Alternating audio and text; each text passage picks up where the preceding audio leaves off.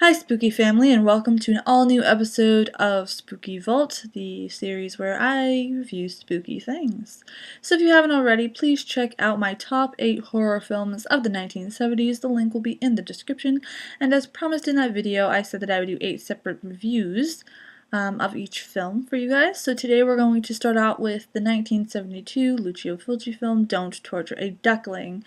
So the plot of this movie is a reporter and a promiscuous young woman investigate a series of child murders within a remote town. It gets pretty interesting off the bat, and there may be spoilers because honestly I can't hide the ending in this review, so if you do want to check out the movie first, I suggest stopping this video now and go watch it first and then press play again on this video after you've seen it completely.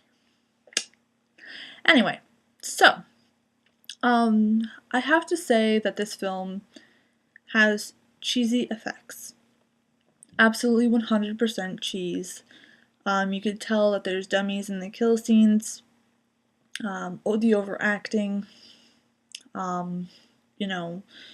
the dead bodies are obviously dummies. Like, you know that it's not a real dead body when you watch these films, but this, it makes it obvious, you know.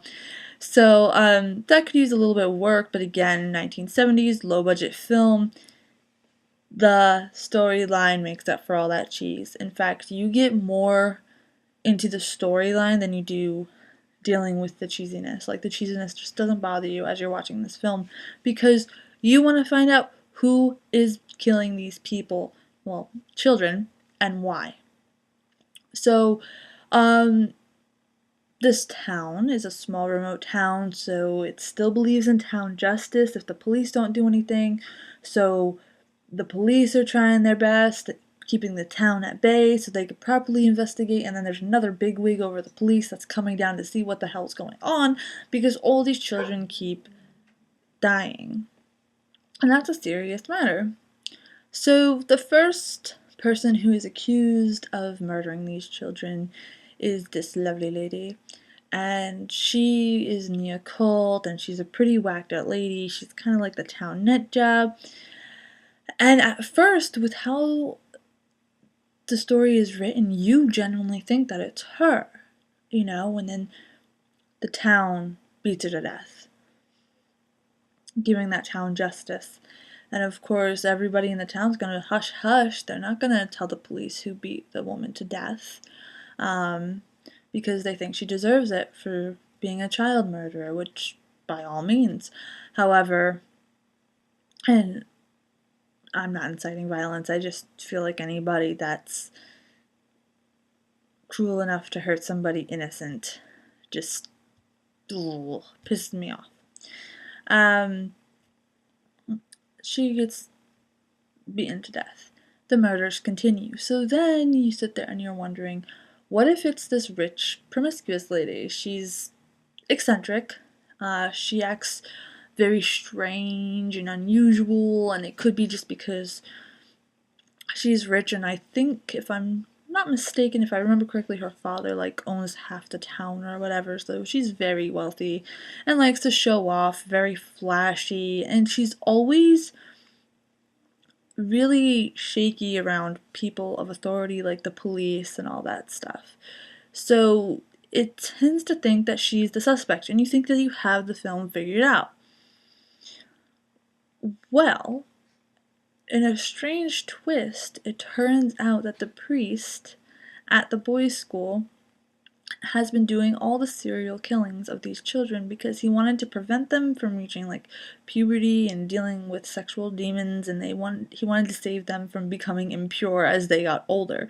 The priest was the least likely suspect because of how well the actor did portraying the priest as somebody who truly cared. And there was this one scene that I think he's talking to the reporter, and he talks about how all nudie mags and everything is banned from the town to keep everybody pure, and that should have been my hint that maybe the priest was guilty, but I missed it, unfortunately. When the promiscuous girl's around, the priest gets, well, jittery, and he gets angry because he doesn't want to be impure. He wants to forever be pure and youthful, and whenever these young kids would see this girl, he would accuse them. It was pretty wild. So I definitely say check it out. It's a 10 out of 10 for me.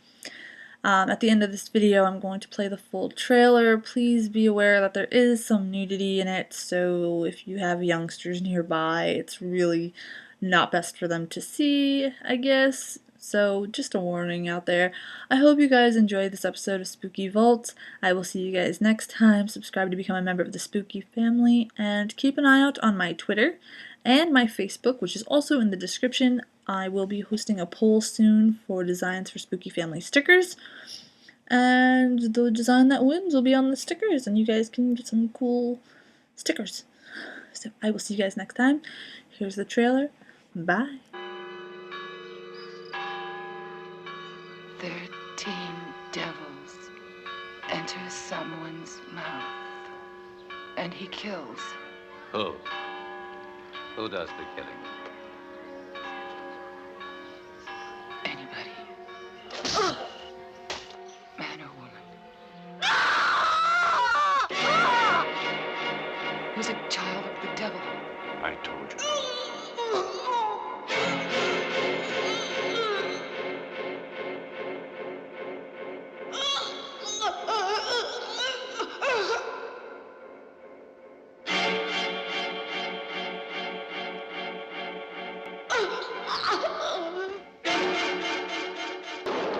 Captain, are these merely superstitions?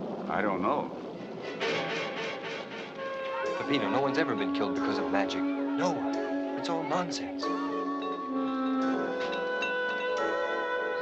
Who's that? She was born here. Her father made a fortune in Milan. Come on, I won't bite you. I'm coming. Apparently, she was implicated in a drug scandal a few months ago. I don't know any of the details, but her father seemed to think she'd better stay here. I wouldn't say she's your most devout parishioner. I know. In fact, it's only since she arrived here that funny things have been going on. What do you mean? Nothing. It's just sometimes you get suspicious of everyone.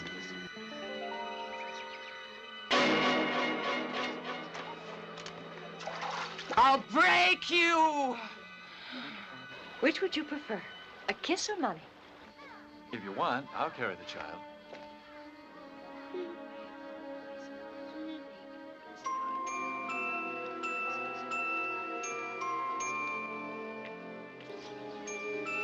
Ugh!